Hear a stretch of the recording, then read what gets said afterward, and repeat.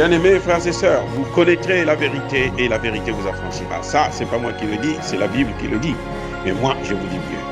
Vous connaîtrez la vérité historique, notamment celle de vos ancêtres kémites, et vous aurez une vision globale de ce que c'est que la vraie souveraineté politique. J'ajoute, vous reviendrez à la spiritualité africaine ancestrale et vous comprendrez les enjeux de l'indépendance économique. Et pour terminer, vous accepterez votre identité culturelle kémite et vous obtiendrez deux choses. La première, c'est la paix. La seconde, c'est le développement, à une condition. L'unité de toute l'Afrique noire, l'unité de tous les Noirs du monde entier. Hotep à tous, bienvenue sur la chaîne des panafricanistes par essence, par conviction et par excellence. Celle des citoyens kémites par nécessité et obligation de combat. Nous sommes une chaîne qui n'est guidée que par nos ancêtres et rien que par les ancêtres qui appartiennent à l'égrégore du monde noir. Par conséquent, nous ne croyons en aucun Dieu venu de l'étranger.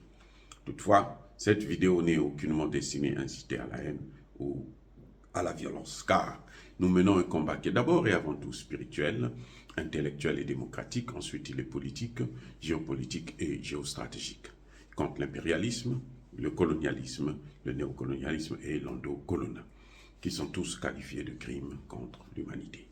Nous menons ce combat sur la base du principe fondamental que nous avons hérité de nos ancêtres kémites, qui est celui de la Mahat, c'est-à-dire solidarité, vérité et justice. Vous êtes donc en droit de connaître la vérité et nous avons l'obligation de vous dire la vérité, rien que la vérité, afin que justice soit rendue au continent africain. Et ça, c'est notre modeste contribution dans cette noble lutte en faveur de la souveraineté, la dignité, la solidarité et l'unité africaine. C'est exactement ça que nous appelons le panafricanisme. Bien-aimés frères et sœurs, vous vous souvenez du discours d'Emmanuel Macron lundi dernier, quelques jours ou quelques heures avant le coup d'État au Gabon, où Emmanuel Macron s'est mis à attaquer, encore une fois, le Niger. S'est mis à agresser verbalement le Niger. S'est mis à provoquer le Niger. Eh bien, la réponse ne s'est pas fait attendre. Le gouvernement du Niger ne s'est pas tu, n'a pas fermé sa bouche, a répondu. Et a répondu de façon méthodique. Il a soulevé tous les problèmes que Emmanuel Macron avait soulevés et il a décortiqué et il a expliqué. Emmanuel Macron, aujourd'hui, est en train il s'ingère dans les affaires du Niger, ce qui est contraire à la charte de l'ONU, puisque celle-ci prévoit la non-intervention dans les affaires intérieures d'un État souverain. Emmanuel Macron le sait, mais il viole cette règle fondamentale parce qu'il estime que c'est un grand pays, parce qu'il a le droit de veto aux Nations Unies. Mais le gouvernement nigérien l'a fait savoir que ce qui se passe au Niger, ça ne regarde pas Emmanuel Macron. Ça, c'est la première des choses. Ce gouvernement a aussi soulevé le fait que Emmanuel Macron incite à la division ethnique, cherche la déstabilisation du Niger à travers ses propos. Quand Emmanuel Macron vous dit que Bazoum vient d'une minorité ethnique, qu'est-ce qu'il veut dire par là? Qu'est-ce qu'il veut dire par là? Parce que quand Bazoum a été élu, c'est Emmanuel Macron qui l'avait élu. C'est ça, puisqu'il vient d'une minorité ethnique. Comment Bazoum a pu faire pour être élu? Ça veut dire que Emmanuel Macron reconnaît que l'élection de Bazoum n'a pas été une vraie élection, que Bazoum a été mal élu, puisqu'il vient d'une minorité ethnique. Et que au Niger, c'est une politique ethnique, ce sont des choix ethniques, ce sont des votes ethniques qui priment sur la réalité. Emmanuel Macron ignore que ceux qui sortent là dans la rue, c'est toutes les ethnies, y compris celle de Bazoum. C'est toutes les ethnies. Ce sont toutes les ethnies qui se regroupent, qui sortent dans la rue. Donc Emmanuel Macron, là encore, il est en train d'inciter à la violence, à la haine ethnique. Voilà ce qu'il est en train de vouloir faire. Parce qu'il veut créer une guerre ethnique, une guerre civile dans le pays. Ça ne marchera pas. Comme qui disais-je, que la France laisse l'Afrique tranquille. Que la France dégage. Qu'elle nous laisse régler nos problèmes. Nous sommes assez grands, assez mûrs pour penser ce que nous voulons. Pour penser ce qui est bien pour nous. Pour déterminer quel est notre avenir. Eh oui. Et donc, le gouvernement a aussi expliqué que, mais attendez, mais le terrorisme, là, ça vient d'où? Ça vient de la Libye. C'est la conséquence de la déstabilisation de la Libye par les pays de l'OTAN, au premier rang desquels se trouvait la France. C'est Sarkozy qui a mobilisé les pays de l'OTAN. Et Barack Obama est tombé dans le piège, puisque après, Barack Obama s'est excusé. Mais c'est Sarkozy qui a tout manigancé pour que les Nations Unies, et plutôt l'OTAN, puissent détruire la Libye. Et après la destruction de la Libye, non seulement ils ont pillé les lingots d'or libyens, ils ont pris les terroristes, ils ont déversé dans le Sahel et aujourd'hui dans le golfe de Guinée. Voilà la réalité des choses. Donc, le gouvernement nigérien a été, mais alors, très savant. Il faut répondre à ces gens au tic au tac. Sinon, ça ne marche pas. Maintenant, Emmanuel Macron vous dit que depuis l'armée nigérienne ne lutte pas contre le terrorisme. Mais qui est en train de lutter contre le terrorisme au Mali, au Burkina Faso. Il disait que si les Français partent, la semaine qui suit, le Mali sera occupé. Ils disent d'ailleurs que sans leur intervention, le Mali serait occupé. C'est faux. Nous savons que ce sont eux qui ont stoppé l'armée malienne. Même à l'époque, avec peu de moyens, ils ont stoppé l'armée malienne. À Ménaka, là. Et parmi les officiers qui étaient prêts à lancer l'assaut contre les terroristes dans Ménaka, il y avait Assimi Goïta. C'est là d'ailleurs que Assimi Goïta s'était révolté, qu'il a compris que les Français ne sont pas nos partenaires. Ce sont nos ennemis. Et ils ont fait ce qu'il fallait faire. Vous voyez? Donc, on ne peut pas, Emmanuel Macron, il peut garder ses leçons pour les Français, pas pour nous.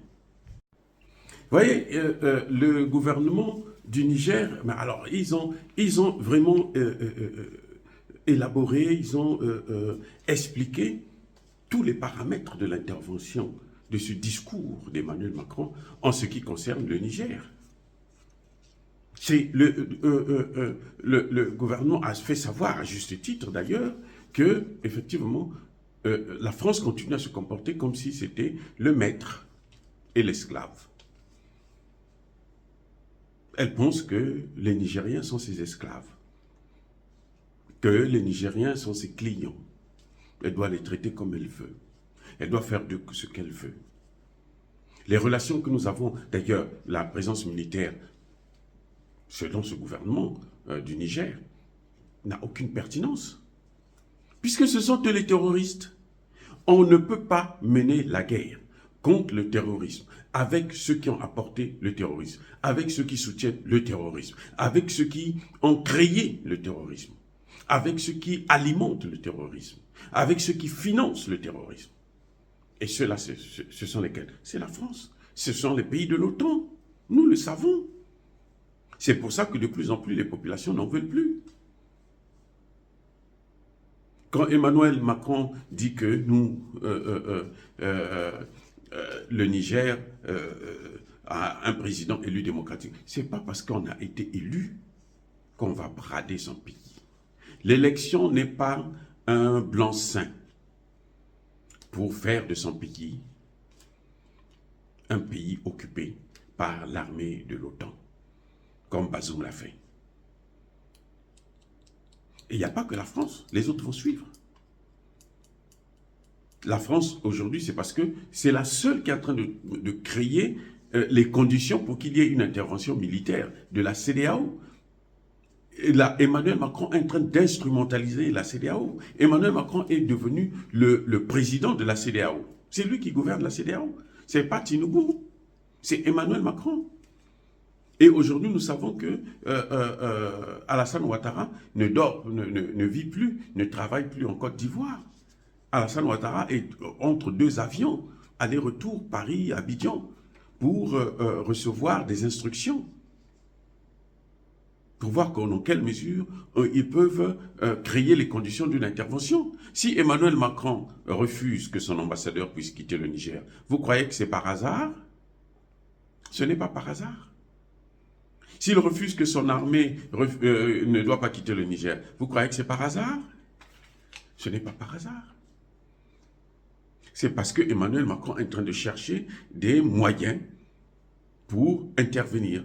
Il est en train de chercher une faille qu'il pourra exploiter pour mener la guerre au Niger.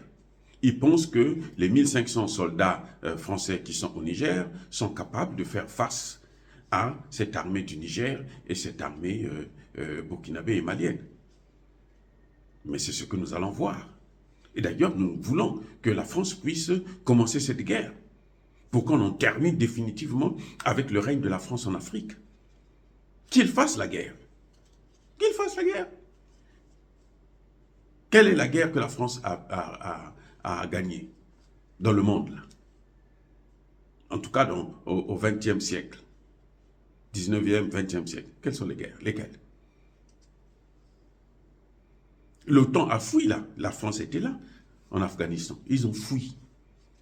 Ils ont débarrassé le plancher. Pourquoi? Parce qu'ils ne sont pas capables. Pour se libérer de l'armée de Hitler allemande, là, il a fallu que les Africains viennent. Ce sont les Africains les premiers alliés de De Gaulle. Quand De Gaulle arrive en Afrique, il est désespéré. C'est nous qui l'avions reconforté et nous lui avons donné les moyens pour reprendre la guerre. Et après, qu'est-ce que De Gaulle a fait? Il a massacré des gens, il a commis un génocide contre nos anciens combattants africains. Et en Afrique d'ailleurs, à Charonne. C'est une histoire qui est connue de tous. Bref, en tout cas, le gouvernement n'est pas passé par le dos de la cuillère, n'a pas gardé sa langue dans la poche. Il a parlé et il a bien expliqué ce que vaut la France. Rien du tout. Et le gouvernement est prêt à assumer ses responsabilités jusqu'à preuve de contraire. Il y a un juge qui a ordonné à ce que l'ambassadeur français, Sylvain Ité, puisse être arrêté et expulsé. Et aujourd'hui, cet ambassadeur est en résidence surveillée. Il ne peut plus sortir de l'ambassade. Dès qu'il sort, on l'arrête et on l'amène directement à l'aéroport pour l'expulser. Les Français se disent que nous avons l'aéroport. Leur base se trouve à l'aéroport, mais ce n'est pas leur aéroport. Ils n'ont pas le contrôle de l'aéroport. Ne vous leurrez pas. Ils sont à l'aéroport, ils n'ont pas le contrôle de l'aéroport. En ce moment, ils sont paralysés. Et si la guerre commence, là, vous allez voir comment on va les massacrer. Emmanuel Macron est en train de commettre la plus grave erreur d'un président de la 5e République française. Et nous assumerons nos responsabilités parce que nous n'avons pas peur de la France. Nous sommes chez nous, nous n'avons pas besoin d'ingérence de la France. Nous n'avons pas besoin que la France vienne nous donner des leçons. Nous ne sommes pas des enfants. Chaque fois, la France trouve des moyens pour faire croire au monde entier que c'est la Russie qui est derrière, c'est la Russie qui nous manipule. Nous ne sommes pas manipulables parce que nous sommes des êtres humains. Nous avons des cerveaux pour réfléchir et nous savons ce que nous voulons. Ce que nous voulons, c'est se débarrasser de la France. Ce que nous voulons, c'est obtenir notre souveraineté. Ce que nous voulons, c'est obtenir notre liberté. Ce que nous voulons, c'est exploiter nos matières premières. Ce que nous voulons, c'est avoir des relations de partenariat avec des pays qui nous respectent. Voilà ce que nous voulons. On n'a pas besoin que la France puisse nous aimer. On n'a pas besoin qu'un autre pays puisse nous aimer, qu'un pays puisse avoir pitié de nous. Nous voulons seulement qu'on nous respecte, parce que nous savons ce que nous valons. Dire cela, c'est inciter à la haine ou à la violence, non. Yaba colère, Yamalef. Encore une fois de plus, bien-aimés frères et sœurs, soyez bénis, abondamment bénis, par le Dieu des Kémites et par nos ancêtres angélisés. Mais que tous ceux qui persécutent le continent africain, le pillent et le déstabilisent, qu'ils soient noirs, blancs, chinois, arabes, indiens ou qui qu'ils soient punis, maudits, foudroyés, neutralisés, effacés, écrasés par ce Dieu des Kémites et par nos ancêtres angélisés. Vive l'Afrique éternelle. J'ai dit et j'assume.